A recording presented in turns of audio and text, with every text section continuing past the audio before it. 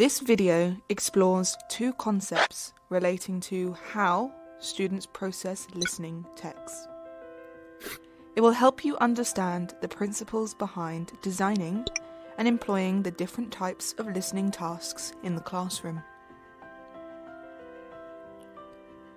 When students listen, they use two ways of processing a text, often referred to as top-down and bottom-up approaches. These two types of listening strategies can be practiced separately, as the skills involved are quite different.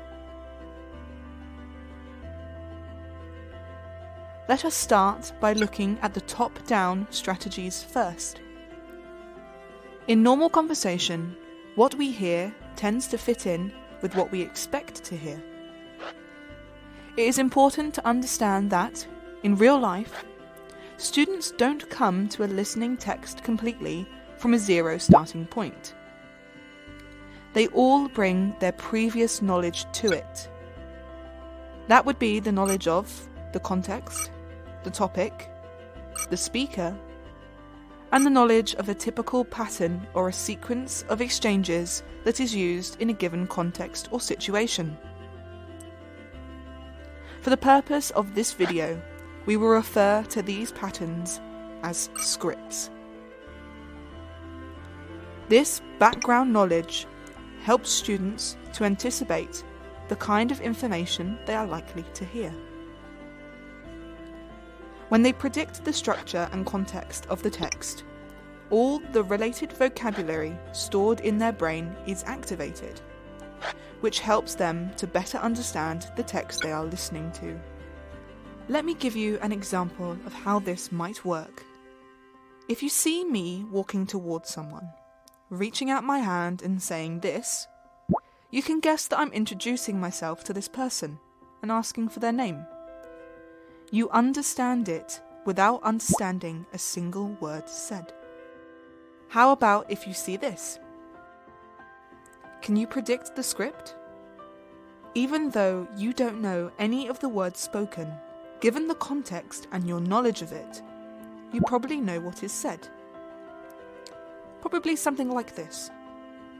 Excuse me, could you tell me where the nearest station is?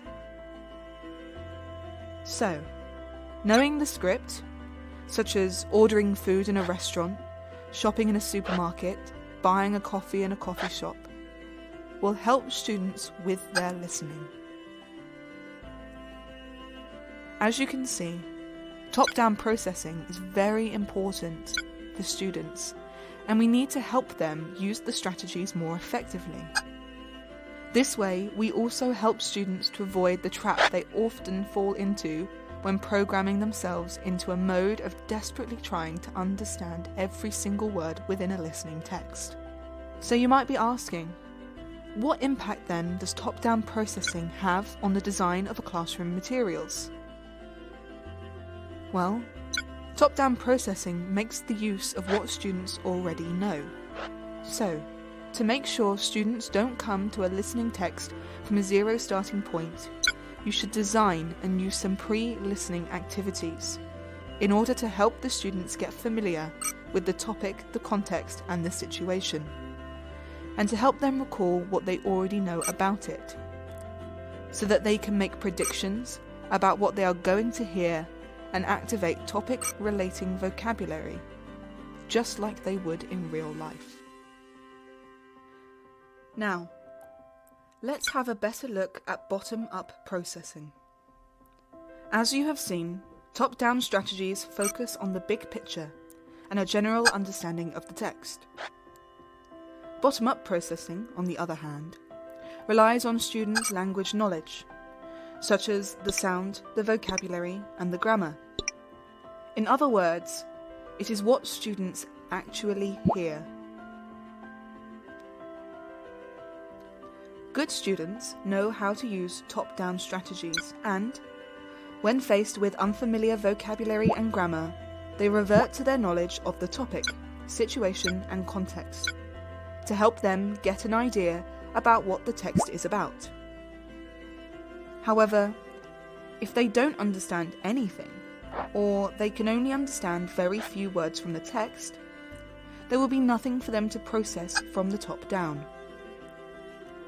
Even knowledge about the context will not be enough for them, and they will not be able to use their top-down strategies effectively.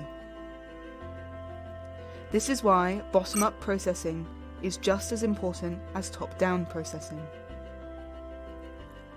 One of the major problems students have with bottom-up strategies is that, very often, they are not hearing what they are expecting to hear. This is because of some features of pronunciation, such as weak forms and connected speech. Even though students may actually know the words they are hearing, they may not be able to recognize them at all in the text, or they may mishear words, construing a completely different context and situation. Once they have misheard a word, they are trying to process it top-down this way. Let me give you an example of how this may work. Students hear this. What do you think they should have heard? I'll ask her to come along. How about this? I'm ill, but I'll meet her next week. And this? No idea. And what about this?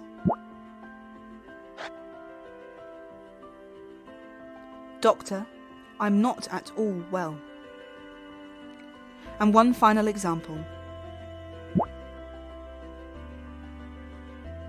He doesn't teach her anything. Though students understand all the words, they can't always make sense of it, which means they can't process it top-down because there is no top-down meaning. So what impact then does bottom-up processing have on how we design listening tasks in the classroom? Well, bottom-up listening activities should help students understand enough linguistic elements of what they hear, to then be able to use their top-down skills to fill in the gaps. Such activities involve tasks that focus on understanding at a sound and/or word level, to help students recognize the distinction between words and raise awareness of connected speech so students won't be so thrown off by it. Finally, in real life, it is not an either-or situation, as students depend on the use of both processes operating simultaneously. So they have to employ both approaches on any one text, with more emphasis on top-down or bottom-up listening depending on their reasons for listening.